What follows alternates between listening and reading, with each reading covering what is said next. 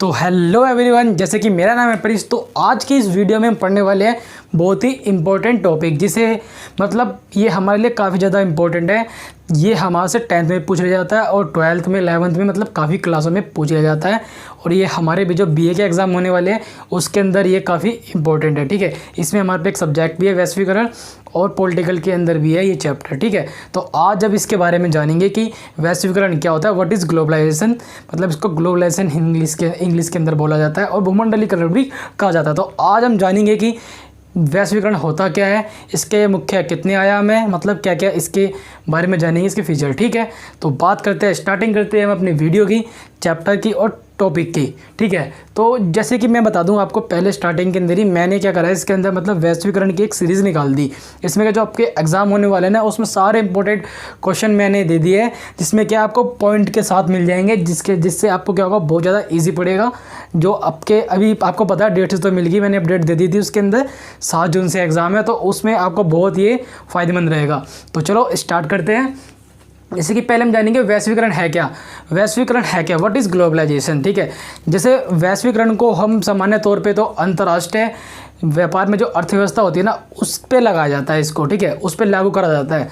और अगर इसको हम साधारण वर्डों में समझे तो इसके हम ये जान सकते हैं कि इसमें क्या होता है, वैश्वीकरण वह प्रक्रिया है जिसके अंदर क्या होता है, एक देश का व्यापार मतलब अपनी सीमाओं में न रह के दूसरे देश तक भी पहुंचता है। इसको हम वैश्वीकरण कहते हैं, या हम इसे ऐसे कह सकते हैं कि वैश्वीकरण वह है, इसमें क्या होता है कि जब एक देश का व्यापार मतलब एक देश की जो होती है ना, क्या होती है, मतलब उसका जो व्यापार होता है दूसरे देशों से मिल जाता है। इसके अंदर क्या होता है, पूरा का पूरा जो विश्व होता है एक छोटे से गाँव में सिमट के रह जाता है। ठीक है, तो इसको हम वैश्वीकरण कहते हैं। इसके मुख्य 3 आयाम होते हैं। कितने आयाम होते हैं इसके? मुख्य 3 आयाम होते हैं इसके, मतलब 3 आयाम होते हैं इसके मुख्य 3 ही आयाम होते हैं इसके। राजनीतिक आयाम होता है, और एक हमारा आर्थिक आयाम होता है, और एक सांस्कृतिक आयाम होता है। ठीक है, मतलब इसमें मुख्य हमारे को 3 आयाम देखने को मिलते हैं। जैसे कि एक होता है हमारा राजनीतिक, इसमें हम क्या देखेंगे, राजनीतिक तौर पे क्या होता है, राज्य की जो प्रकृति में बदलाव आता है। जो राज्य होता है ना हमारा, उसकी प्रकृति में क्या होता है, काफ़ी ज़्यादा बदलाव आ जाता है, मतलब बहुत ज़्यादा बदलाव आता है। क्यों आता है बदलाव? क्योंकि इसमें क्या होता है, जब बाहर की कंपनी आके निवेश करती है तो क्या होता है, उसमें क्या होता है, बाद में क्या करती है, वो राष्ट्र के जो महत्व होती है उसको कम कर देती है। कम क्यों कर देती है? और क्योंकि वो पूंजीवादी को माना जाता है। पहले क्या, जो उनको पूंजीवादी अर्थव्यवस्था होती है ना, उसको अपनाना पड़ता है इसके लिए। ठीक है, जब पूंजीवादी होती है, उन पूंजी तो पहले से ही होती है, तो वो निवेश ज़्यादा करते हैं। उससे क्या होता है कि जब वहाँ के लोगों को रोज़गार मिलता है तो उससे क्या होता है, लोगों को तो रोज़गार मिल जाता है, लेकिन इसके साथ साथ क्या होता है, वो देश पे भी अपना वर्चस्व तो मतलब एक गलत शब्द है, लेकिन हाँ इसको हम ये भी समझ सकते हैं, वो अपना हक चलाने लग जाती है। मतलब उसमें क्या होता है, वो जो राज्य की प्रकृति में बदलाव दिखने लग जाते हैं उसके अंदर, कि राज्य अपने फैसले नहीं ले पाता। कई बार राज्य जो अपने फैसले होते हैं ना, वो फैसले नहीं ले पाता। उसमें क्या होता है, राष्ट्र का जब महत्व होता है काफ़ी ज़्यादा कम हो जाता है, क्योंकि ज़्यादातर लोग वैश्वीकरण जब होता है तो उसमें जाते हैं, क्योंकि जो नई नई कंपनियाँ खुलती हैं उनको रोज़गार मिलता है, तो उसकी तरफ ज़्यादा ढलते हैं। इससे क्या होता है, जो राष्ट्र का महत्व होता है ना, राज्य का मतलब उसकी प्रकृति में बदलाव आता है, उसका महत्व क्या होता है, थोड़ा डाउन हो जाता है। इसमें क्या था, पूंजीवादी अर्थव्यवस्था होती है, इसके अंदर क्या था, पूंजीवादी को ही माना जाता है। ठीक, उसमें क्या था, सरकार का प्रभाव, मतलब सरकार का प्रभाव तो आपको पता ही है, इसमें ना के बराबर हो जाता है सरकार का प्रभाव। तो क्योंकि इसमें क्या होता है, सरकार मतलब चाहकर भी कुछ नहीं कर पाती कई बार तो। ठीक है, तो इससे क्या होता है, काफ़ी ज़्यादा दब जाते हैं। सरकार का प्रभाव कम क्यों होता है, इस पर यूरोपीय देश होते हैं, अमेरिका हो गया, मतलब जहाँ से मतलब फैल रखा है। ठीक है, जैसे कि वैश्वीकरण हो रखा है, तो उसमें क्या होता है, ये कई बड़े देश होते हैं, जो विकसित देश होते हैं ना, तो ये करते हैं, निवेश कर देते हैं उसके अंदर, जिससे मतलब फ़ायदा भी होता है। इसमें क्या होता है कि जब कोई भी विकसित देश किसी विकासशील देश के अंदर निवेश करेगा या कंपनी लगाएगा, तो वहाँ के लोगों को रोज़गार मिल जाएगा। तो वहाँ से क्या होगा, वो विकसित देश धीरे धीरे विकासशील देश होता है, वो विकसित होने लग जाएगा। लेकिन उसमें ये प्रॉब्लम भी आती है, हमें देखने को मिल जाती है कई जगह पे। ठीक है, जैसे कि राज्य की प्रकृति में बदलाव क्या आता है, मतलब राज्य की प्रकृति में एक बदलाव तो ये होता है कि वहाँ की अर्थव्यवस्था काफ़ी अच्छी लगने लग जाती है। मतलब वहाँ पे मतलब काफ़ी जगह मतलब ज़्यादा रोज़गार होता है, तो वहाँ पे काफ़ी अभी नई नई चीज़ आ जाती है, नई टेक्नोलॉजी भी आ जाती है, बहुत चीज़ नई भी आ जाती है। लेकिन उससे क्या आता है, उसके साथ क्या होता है, राष्ट्र का महत्व भी कम हो जाता है, बढ़ भी जाता है। क्यों बढ़ जाता है, कि पूंजी निवेश होती है तो ज़्यादा व्यापार चलता है, तो उससे बढ़ जाता है। लेकिन कई बार क्या होता है, ये डाउन भी हो जाता है। गिर भी जाता है और जो सरकार का प्रभाव काफ़ी कम पड़ जाता है। और जो यूरोपियन देश है, अमेरिकन जैसे देश होते हैं, वो क्या करते हैं, हस्तक्षेप करने लग जाते हैं ज़्यादा से ज़्यादा हमारे मतलब मामले के आंतरिक मामलों में भी वो अपने टांग अड़ाने लग जाते हैं, जो कि हर किसी को अच्छा नहीं लगता। किसी भी देश को अच्छा नहीं लगता कि कोई भी बाहर का देश, यूरोपियन देश या कोई भी बाकी जो आके किसी देश के अंदर वो हस्तक्षेप करे, मतलब वहाँ पे जाके टांग अड़ाए, तो ये किसी को पसंद नहीं है। ठीक है, उसके बाद क्या होता है, आर्थिक आयाम में क्या देखते हैं हम, इसमें पूंजी निवेश करी जाती है। क्या हो जाती है, जो हमारी पूंजी होती है ना, इसको निवेश करा जाता है। मतलब क्या होता है, जो बड़े बड़े व्यापारी होते हैं ना, तो उनको जहाँ से फ़ायदा मिलता है ना, तो उस जगह पे अपनी कंपनी लगाते हैं। जैसे कि विदेशी व्यापार क्या करते हैं, वो क्या करते हैं, जो विकासशील देश है ना, उस जगह पे जाके क्या करते हैं, वो कंपनियां लगाएंगे। तो क्या होता है, वहाँ से उनको प्रॉफिट ज़्यादा होगा, मतलब उनका फ़ायदा लाभ उनको काफ़ी ज़्यादा होगा। और इससे एक फ़ायदा ये होगा कि वहाँ की जो अर्थव्यवस्था होती है वो थोड़ी चेंज हो जाती है, मतलब बढ़ जाती है, वहाँ के लोगों को रोज़गार मिल जाता है। लेकिन उससे ज़्यादा फ़ायदा उस कंपनी को होता है जो बड़े उद्योग कंपनी लगा देती है ना किसी देश के अंदर जाके निवेश करके, तो उसमें ज़्यादा उनका ज़्यादा बेनिफिट होता है।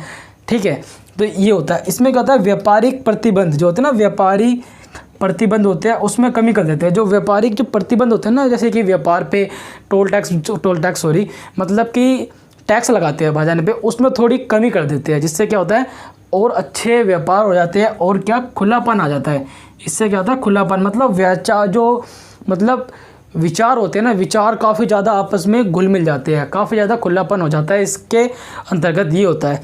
उसके बाद क्या होता है, पारस्परिक निर्भरता भी होती है, मतलब निर्भर भी हो जाते हैं कई बार। जैसे कि क्या होता है कि भाई जैसे कि आज के टाइम पे देख लो, जैसे कि बहुत सारी जो वैक्सीन है कोरोना के टाइम पे काफ़ी ज़्यादा बाहर से आ रही है। मतलब इसमें क्या है, भारत भी निर्भर है कई जगह पे। ठीक है, तो इसमें क्या होता है, निर्भर आता है देश, और इसमें क्या होता है, खुशहाली भी आती है। जब रोज़गार लोगों को मिलेगा तो खुशहाली भी आती है, तो बहुत सारी खुशहाली आती है। लेकिन कई इसके अंदर कुछ ऐसी चीज़ें भी होती है, इसके नकारात्मक प्रभाव भी पड़ते हैं और सकारात्मक प्रभाव भी पड़ते हैं। जैसे कि हमने राजनीति में देखा, इसमें भी नकारात्मक प्रभाव भी पड़ते हैं और सकारात्मक प्रभाव भी पड़ते हैं, नेगेटिव पॉजिटिव दोनों होते हैं।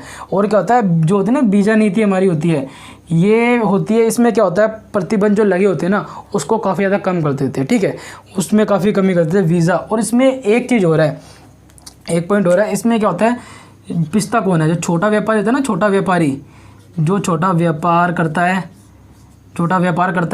वो क्या होता है, डाउन, वो पिस जाता है इसके अंदर। क्यों पिस जाता है, उसकी भी एक वजह है क्यों पिसता है। सबसे बड़ी बात क्या होती है, छोटा व्यापारी होता है, उसके अंदर क्या होता है, वो इतनी ज़्यादा प्रोडक्शन नहीं कर पाता, वो खुद मेहनत करके मतलब मेहनत करके कमाता सभी है। लेकिन जो बड़ी कंपनी होती है, उसमें क्या होता है कि वो प्रोडक्शन ज़्यादा कर देगी। ठीक है, तो उसको कम दाम में भी बेच सकती है वो, क्योंकि वो एक मशीनरी काम करती है, भाई मशीन से काम हो रहा है। और ये जो एक छोटा व्यापारी है, इसमें क्या है, वो इतना काम नहीं कर पाता, इतना प्रोडक्ट नहीं बना पाता, जिससे क्या होता है कि उसका प्रोडक्ट बिक पाता, क्योंकि वो सस्ते मिल जाता है वहाँ से उनको, तो वो लेंगे। तो इससे क्या होता है, जो छोटे व्यापारी होते हैं वो टाटा बाय बाय, मतलब वो काफ़ी ज़्यादा कम हो जाते हैं, मतलब उनमें काफ़ी ज़्यादा गिरावट, काफ़ी डाउन की स्थिति होती है, उनकी स्थिति भी बेकार हो जाती है। तो ये एक नकारात्मक प्रभाव हमको देखने को मिलता है वैश्वीकरण के अंदर। और सांस्कृतिक आयाम के तो क्या ही कहने, मतलब इसमें क्या सांस्कृतिक बदलाव तो ऐसे हुए कि लोग अपनी संस्कृति को तो भूल ही चुके हैं। मतलब जो होते हैं ना, इंडिया के बहुत से लोग हैं, वो अपनी संस्कृति को क्या करें, खुद ही भूल चुके हैं, उसको भूल गए हैं। ठीक है, अपनी संस्कृति को पूरा भूल चुके हैं, मतलब लेकिन ज़्यादातर तो लोग भूल चुके हैं। जैसे कि पहनावे में खुलेपन आ चुका है, मतलब उसमें क्या अच्छा होता है खुलापन, लेकिन इसमें विचार आपस में मिल जाते हैं, वो ठीक है, लेकिन भूलना एक गलत बात होती है। ठीक है, जो कि इसमें हुआ है। और इसमें क्या है, जो मानसिक तौर पे क्या है, गुलाम बन चुके हैं वेस्टर्न कंट्री के, यूरोप अमेरिका। ज़्यादा देखा होगा आपने, ये अमेरिकन चीज़ ज़्यादा लोग पसंद करते हैं आजकल के टाइम पे। पिज़्ज़ा बर्गर खाना, बाहर रहना, पार्टी वगैरह करना, ये आजकल बहुत आम है। और एक और चीज़ जैसे कि न्यू ईयर वगैरह हो गए, कई मतलब ऐसे होते हैं जो बाहर कंट्री के होते हैं फेस्टिवल, उसको हम कुछ ज़्यादा मतलब उसको भी मनाने लग जाते हैं। जो वहाँ के होते हैं ना, उनको भी काफ़ी धूमधाम से मनाते हैं, जो हमारे नहीं है। तो इसके अंदर हम क्या जानते हैं, वैश्वीकरण के बारे में हमने पढ़ा, इसके मुख्य आयाम कितने होते हैं हमने ये पढ़ा। ठीक है, तो इसके एक विपक्ष में तर भी होते हैं और एक पक्ष में भी तर होते हैं, तो इसको हम थोड़ा जान लेंगे, लेकिन नेक्स्ट वीडियो में इसको बिल्कुल पॉइंट वाइज पढ़ेंगे। ठीक है, ऐसे पक्ष में तर्क क्या होते हैं इसके अंदर? पक्ष कोई कोई मानता है कि वैश्वीकरण काफ़ी अच्छी प्रक्रिया है। मतलब इसमें क्या है कि वैश्वीकरण से क्या लाभ होता है, इसके अंदर लाभ ये होता है कि जो मतलब विकसित देश होता है ना, वो विकासशील देश में निवेश करता है। उससे क्या होता है, वो विकासशील देश भी क्या होता है, ऊंचाई पे पहुंच जाता है। उधर भी नई नई टेक्नोलॉजी आ जाती है, तो मतलब वो जल्दी विकसित होने के उसके चांस होते हैं। और दूसरी तरफ जो विपक्ष में होते हैं उनका कहना क्या होता है कि ये खाली बड़े उद्योग मतलब बड़े व्यापारियों का है, इसमें सिर्फ उनका फ़ायदा होता है, छोटे जो व्यापारी होते हैं उनका फ़ायदा नहीं होता, वो इसके अंदर दब के रह जाते हैं। और कुछ का मानना क्या है कि जो होता है ना, इसके अंदर एक कंपटीशन है। मतलब वैश्वीकरण में क्या है, कंपटीशन, तो मतलब कंपटीशन माना जाता है इसको। कंपटीशन क्यों माना जाता है? जैसे कि इसमें बहुत सारी कंपनी होती है, अलग अलग होती है, इसके अंदर सब अपने अपने प्रोडक्ट बनाते हैं बढ़िया बढ़िया करके।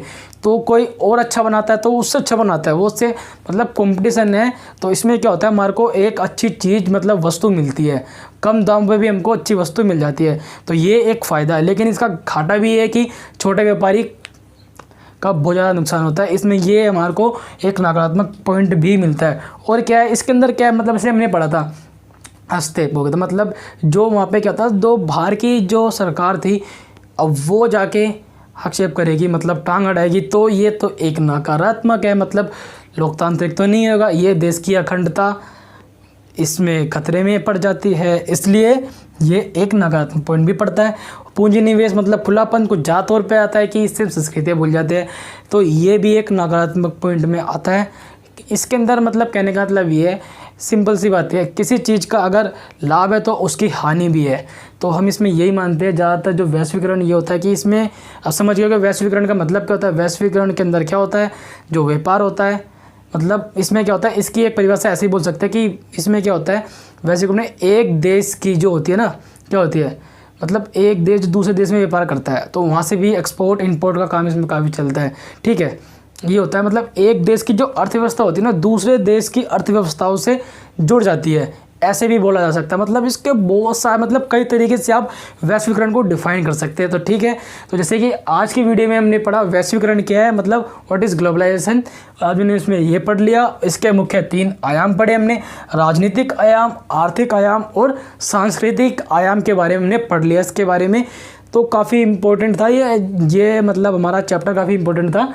इसमें आपका 20 नंबर में तो काफ़ी आराम से हो जाएगा। इसके पॉइंट में नेक्स्ट वीडियो में और करवा दूंगा, छोटी सी वीडियो आएगी नेक्स्ट, तो उसमें हमारे विपक्ष और पक्ष वाले तर्क भी मतलब पूरे कंप्लीट हो जाएंगे। तो आई होप आपको वीडियो काफ़ी अच्छी लगी होगी, और अच्छी लगे तो इसको लाइक करें एंड सब्सक्राइब भी करें और अपने दोस्तों को शेयर करें, क्योंकि एग्ज़ाम तो पास आ गया है, ताकि एग्ज़ाम सबके अच्छे से होए, कोई फेल ना हो। तो इसलिए उसके लिए आपको वीडियो सेंड करनी पड़ेगी सबको, क्योंकि जो मैं सीरीज़ निकाल रहा हूँ ना, उसमें क्या है कि आपको कंप्लीट डिटेल्स मिल जाएगी, complete detail with the point, मतलब पॉइंट के साथ मैं पूरे क्वेश्चन को डिफाइन कर दूंगा। तो इसमें क्या है, इससे ज़्यादा कुछ और है ही नहीं। तो आपको जब कंप्लीट मिल जाएगा, तो आई होप वीडियो तो अच्छी लगी होगी, और इसको शेयर ज़रूर करें, शेयर करना ना भूलें। तो take care, bye bye, peace out, मिलते हैं नेक्स्ट वीडियो में।